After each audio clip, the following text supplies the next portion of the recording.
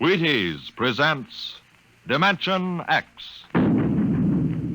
Adventures in time and space, transcribed in future tense. Dimension X.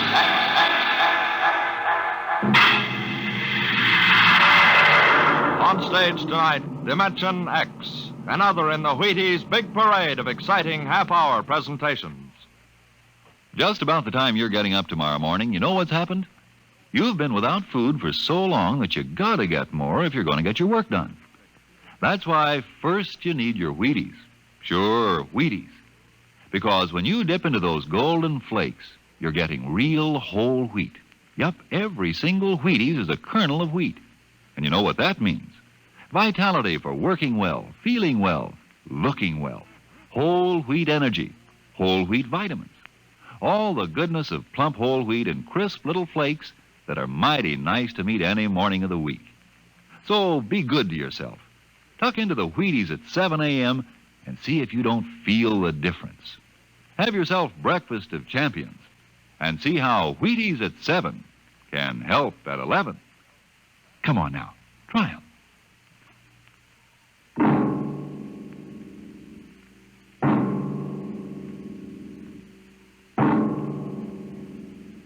What will happen when man, finally conquering the galactic distances of interstellar travel, finds life on the strange worlds across the universe?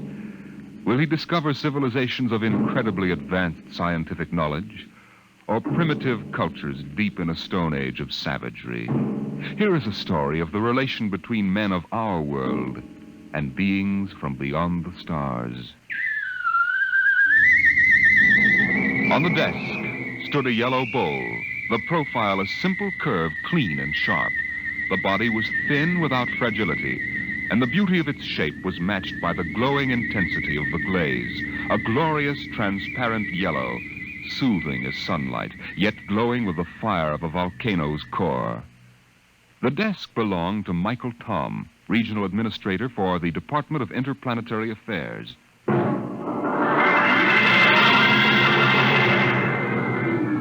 That bowl? Why, it's a souvenir.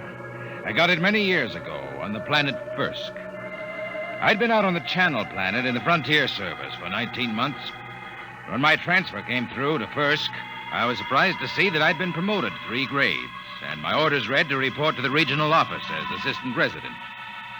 My ship came in at Penolpon Spaceport, and I was met by the office car and chauffeur.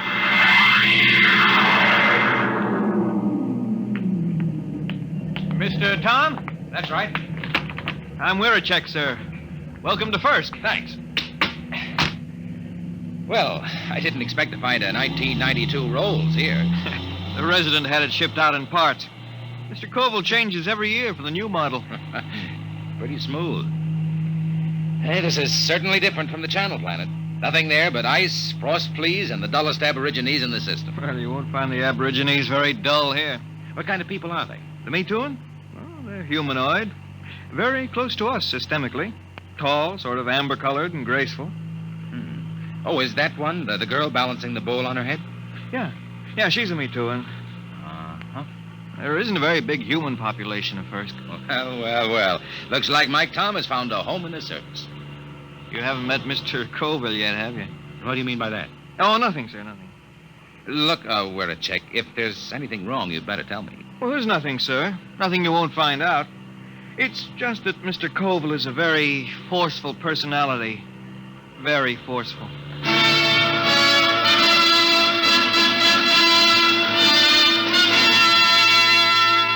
We drove through Penolpon, threading our way through narrow streets between rows of low houses of reed, parchment, and wood.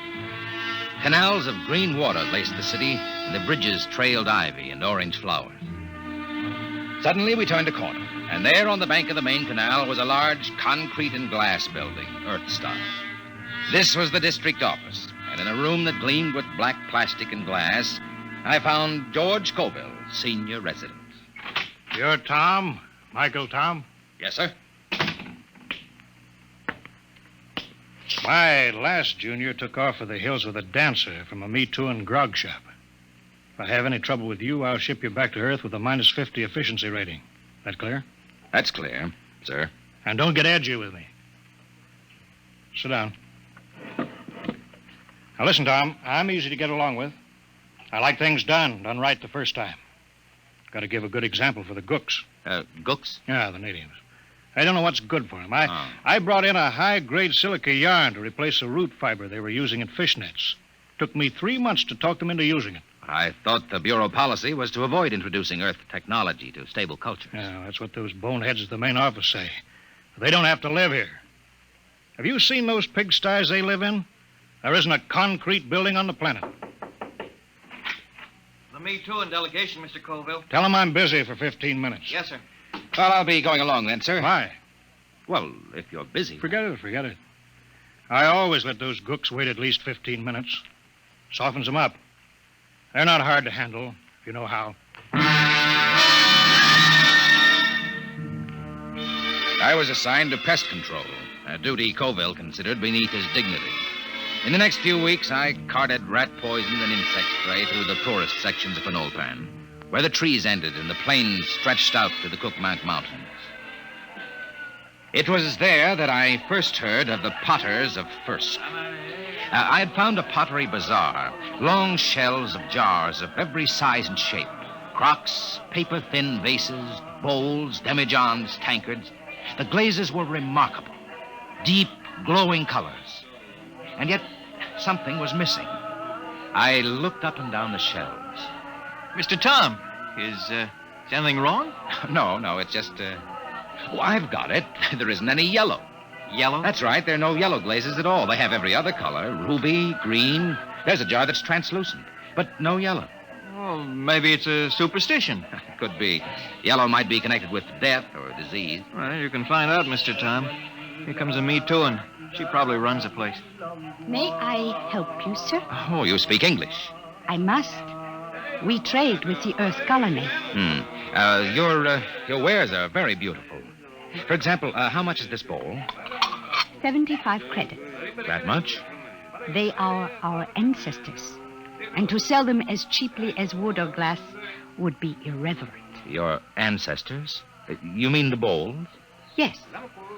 Uh-huh. Tell me, where's the pottery made? In Penolpan? No, back there. In the mountains? There our ancestors go and the pots are brought back. Aside from this, I know nothing. The Metuan fear the potters. Why? No one knows what lies beyond the first hill, Earthmen. Sometimes we see the glow of furnaces. And when there are no dead for the potters, they take the living. Living? There are the potters now. What are they shouting? That they have sold all their wares. That they will ride back to the mountains now. Hey, big devils, aren't they? Red hair. They are very strong. I think I'll visit the Potters one of these days. No, Earthmen. No? Why not? It is dangerous for you. They have guarded their secrets from all Penolpan. They are very fierce.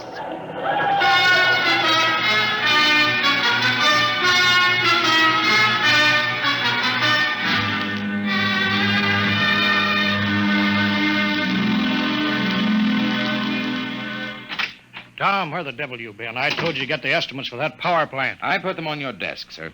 Oh, yeah. Yeah, so you did. Say, what do you know about the Potters back in the Cookmanks, Mr. Colville? Huh? Oh, they're a tribe of bandits or something. Why? I was at the bazaar today.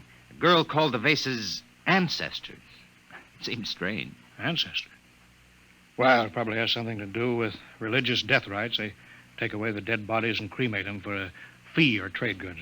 The girl said that when they don't get the dead, sometimes they take the living. What? Well, so that's it. What, sir? Raiding. About every month or so, a couple of Me Too and turn up missing. The whole city clams up like tongue-tied parrots. For 2 years, I've been trying to track it down. Tom, these Potters must be behind it. Raiding, huh? Well, we'll see about that. No, we don't know anything definite. Well, we will. Get Weircheck to roll out the copter. We're flying out to those mountains.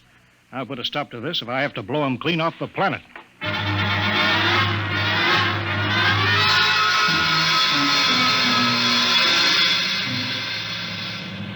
We'll never find a village in that mess down there. Look at those cliffs. There's a smoke trail over there to the right. Potters need kilns. Kilns need heat. It's a volcano, not a chimney. Let's try out along that ridge, then we'll go back. Wait, I think we found them. Where? At the base of the volcano. Look close. You can see buildings. Yeah. Set her down. Should we land, sir? They're supposed to be pretty rough on home ground. We're official representatives of the system. Remember that. That might not mean much to a tribal mountaineer. Don't argue with me, Tom. Land.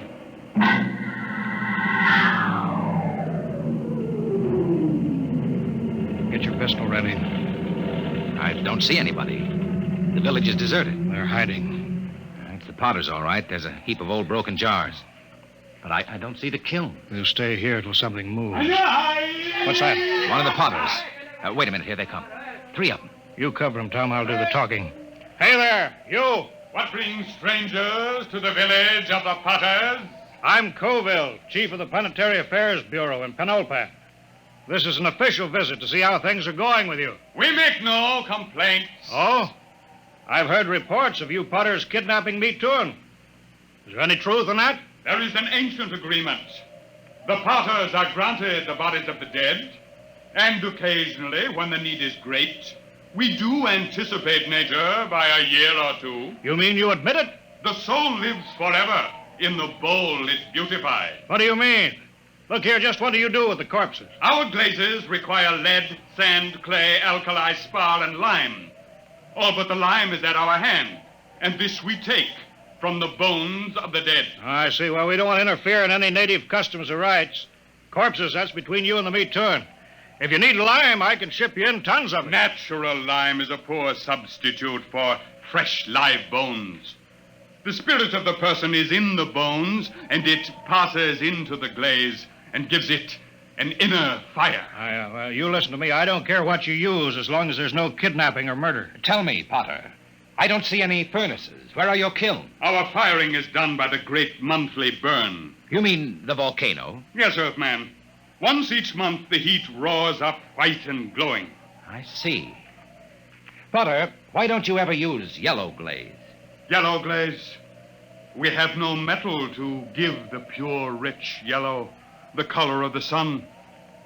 It is strange, Earthman, that you talk of the yellow, for my people have sought the sun glaze for thousands of years. Listen, if there's any technical help you people want, that's my business. But there'll be no more murder.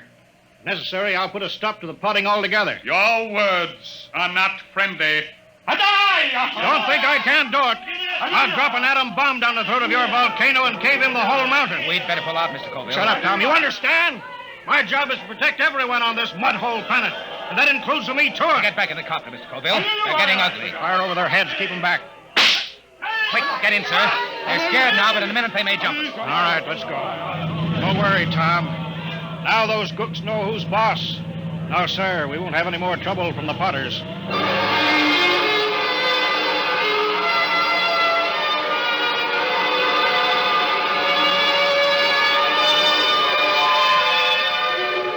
Colville kept me pretty busy the next few weeks, but I got to spending a good deal of time at the Pottery Bazaar with the girl. Her name was Sue Then. She was interested in everything I had to tell her about the rest of the galaxy, and I was lonely, so I got to looking forward to my visits there. I was on my way there one evening when suddenly I heard shouts down the side streets. I hurried toward them, pulling out my gun. And then I heard the deep cry of the giant Potters and the crack of hooves on the cobbled streets. Suddenly, a group of riders burst around a corner and charged down on me.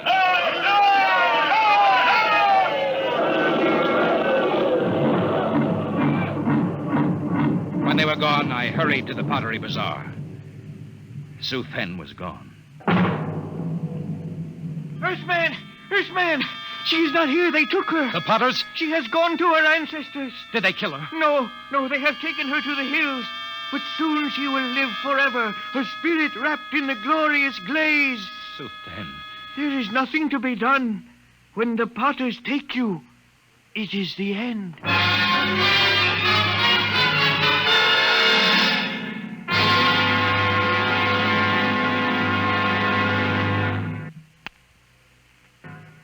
They've been raiding again, huh?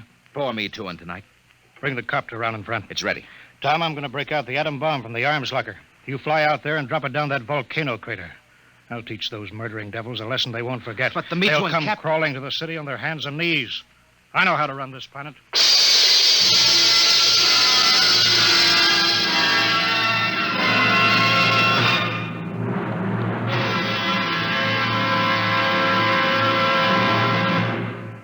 Dimension X will continue in just a moment. Friends, this is Frank Martin, the Wheaties man, and I want you to know an associate of mine, Ed Prentice. Okay, Ed. Folks, I'd like to have you meet a good friend of mine and a prominent member of a fine little organization known as the Chicago White Sox, Mr. Lucius Benjamin Appling. Ooh, Ed, don't say it like that. Whoever heard of a ball player named Lucius? What if I went around calling you Paul Edward Prentice? Let's just make it Ed and Luke, huh? All right, Luke. Say, just how long have you been with the White Sox? Over 20 years, Ed. Golly, I played in darn near 2,500 games. Then at bat almost 9,000 times. Man, I'm from way back. Well, Luke, you don't look it. How do you keep up the pace anyway? Well, Ed, I sleep good. I eat good. I eat mighty good. Wheaties about 4 mornings a week. Those little old flakes put a lot of snap, even in an old-timer like me. Must be because they're 100% whole wheat. I sure like Wheaties and milk and fruit. You know, Luke, that's exactly what I hear from a lot of ball players and plenty of other people, too. No wonder they call Wheaties the breakfast of champions. Thank you, Mr. Prentice and Mr. Luke Appling of the Chicago White Sox. Mighty nice of you to say those good things about Wheaties.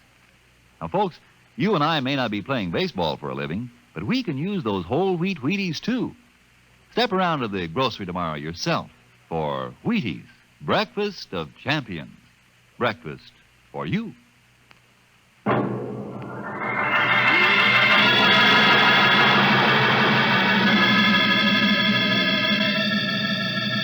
There's the village window, Chick. Swing over it. Shall I pull the safety on the bomb? No, hold it. But Mr. Cole said I know what he said. But they got a girl down there, and I'm going to get her out alive. And I'm going to start by trying to talk with that 7-foot red-headed Potter. All right, we're a check. Set her down right in the middle of Main Street.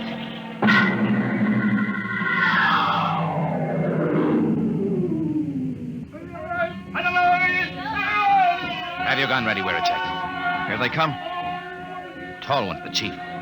So, this is the insolent lordling again. Come on, out of the copter. Good. We are in need of bone lime, and yours will suit us well. They're closing in, Mr. Tom. Prepare your soul for the great burn. Stand back.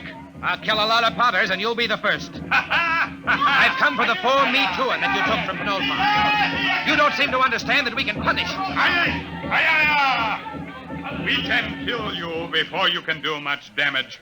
We Potters do not fear death. Death is merely eternal meditation from the glass. Potter, listen to me. I didn't come here to threaten, but to bargain. You have a Me Too girl. Is she still alive? She still lives? Chief Colville gave me orders to destroy your volcano. We can do that easily. If I'm harmed, the next bomb will drop on your village. I've come down here against his orders to bargain. Bargain? With what? We care for nothing but our craft. Potter, I can give you the secret of the yellow glaze. Empty words. No, the truth. In exchange, I want the girl and the other Me Too you've stolen, and your word not to raid again. How would we get lime? We've told you we can ship it in. Pure lime, as good as yours. Do the Potters of Firsk want the yellow glaze? Why, that has been the goal of the tribe of Potters for 1,000 years. And if I show you the yellow glaze? Earthmen, if it comes clear through the burn, I agree to your bargain. If it does not, your spirit will be lodged forever in the ugliest bowl we can spin on the wheel. It's a bargain. All right, we're a check. Disarm the bomb. Disarm it? Mr. Tom, you crazy? They'll kill us. There'll be nothing left to stop them. Nothing but the yellow glaze. Yeah, but do you know how to make it? We'll soon find out. I've been doing a little reading on the subject lately. Reading? Holy smoke. Enough, Earthman. I will take you to the potter's shed. If your glaze is the bright yellow of the sun, you live. If not, you die. Come on, Veracek. Let's get to work. With what? You never made a glaze in your life. What are we supposed to work on now? Our last will and testament?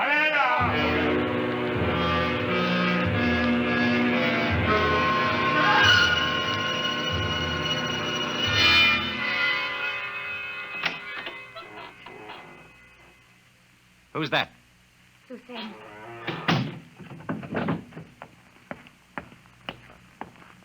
Are you all right? Yes. Why did you come? They will kill you too, Earthman. Maybe. How did you get in here? When I heard that you were here, I asked the Chief Potter to come. He said it would not matter. They would have all our bones soon. Cheerful, Zoe. Hey, stir this, Werechek. Yes, sir. They said you were trying to make the yellow glaze.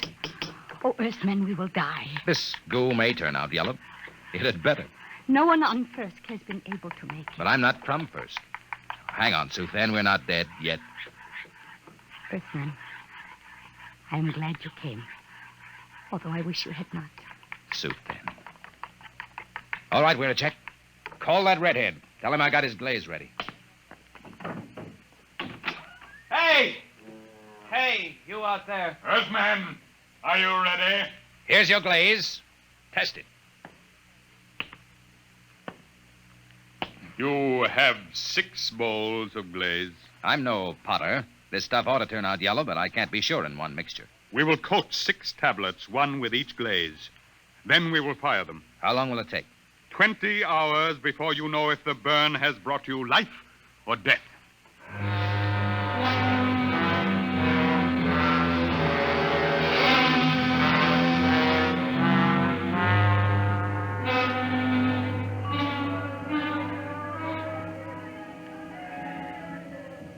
How long can they keep that up?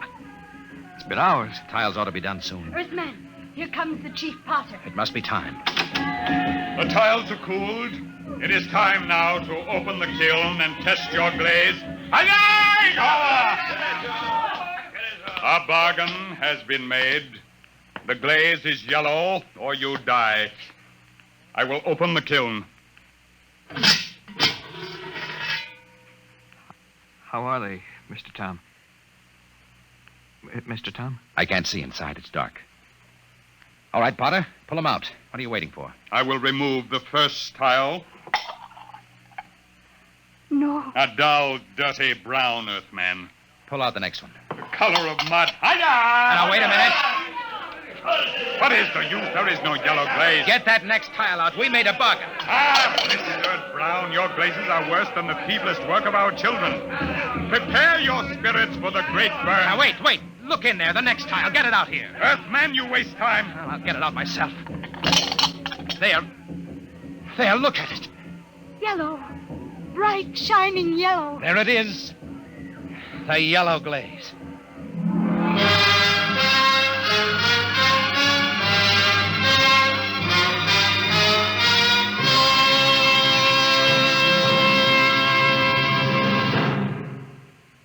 Tom, where in thunder have you been? Mr. Colville, I've been I trying sent you out on business which should take 2 hours, and you stay 2 days. Why? I got the 4-me-2 back, and I made a contract with the Potters. No more raiding. You what? I made a deal with them, and it turned out to be a better idea than yours. You disobeyed. You deliberately... Tom, you're through here. Through with planetary affairs. Listen, Mr. The Colville. man can't be trusted to carry out orders. He's not worth a lead nickel to the Bureau. Get your gear together. Leave on the next ship out. Yes, sir. Wait. You're on company time till 4 o'clock tonight. Until then, you obey my orders. Take the copter back to the hangar. Bring the atom bomb back to the armory. I can't. What? I've been trying to tell you. There's only one way I had to make that yellow glaze. Tom, what the devil have you done with that bomb? I gave it to the Potters. What? It was the uranium salt that made the yellow glaze. The Potters didn't have any, so I gave them the uranium out of the bomb. That was part of the bargain. What? You gave that murdering tribe of gooks that uranium? You heard me. And if you think you could have used it better by blasting them out of that mountain, you're crazy. Why, you abysmal, blasted imbecile. That's the only bomb we had. Those Potters could tear Penolpan off the face of the planet. If you want that uranium, Colville, you can go out and get it. And if I'm fired, I'm through now. Why, you fresh smut, you yellow-livered louse. I ought to If you kill asked you. me, I'd say it'd be dangerous business trying to get that uranium back now. We're a check. We're a check. Yes, Mr. Colville. Yes, sir. Get the copter fuel. Get me a double holster and a full bandolier of ammunition. Yes, sir. Tom, when I get back, I'll see that you rot in the deepest cell in the Gallatin Tower. I'm going out now to those hills. I'm going to bring in that uranium myself.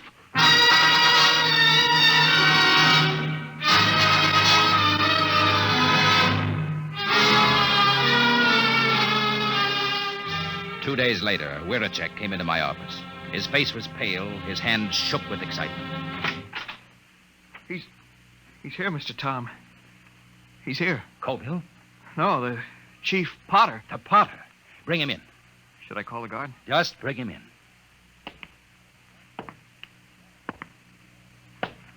Well, Potter, I was just going to the mountains to see you. Earthman, Does that bargain we made still stand? Just a minute. First, I want to know what happened to my chief. He has not returned. A madman came to the village of the Potters. He said you had no authority. He said he could not allow the Potters to keep the heavy metal that makes glaze like the sunset. What happened to Colville? Tell me. There was violence. He killed 6 good wheelmen. He was captured. I come to find whether our contract is good. Captured. All right, Potter. The contract is good. It is bound by my word and by the word of my great chief back on Earth. But only if Colville is returned. He must be brought back. Good. Then to seal the bargain, I have brought you the first bowl made with the new yellow glaze. It's a beautiful vase, Potter. And now, about returning Colville. It is done. The madman is a lucky man indeed, for his spirit dwells in the brightest glass ever to come from the great burn. You mean that Colville... Here, I return him to you. The fiery soul of the madman has given luster to an already glorious glaze. He will live forever in the shining light. On the desk stood a yellow bowl, and the beauty of its shape was matched by the intensity of the glaze, a glorious transparent yellow, fire of a volcano's core.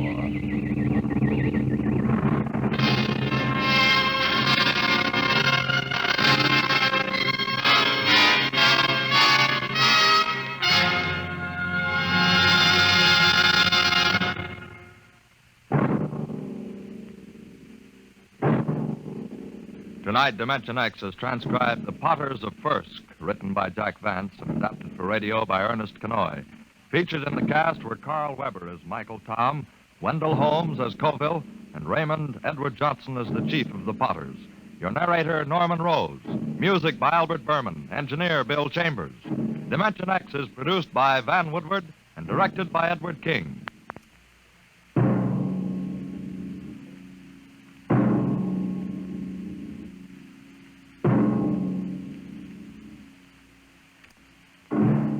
Tomorrow, hear Sam Spade. Now, it's Truth or Consequences on NBC.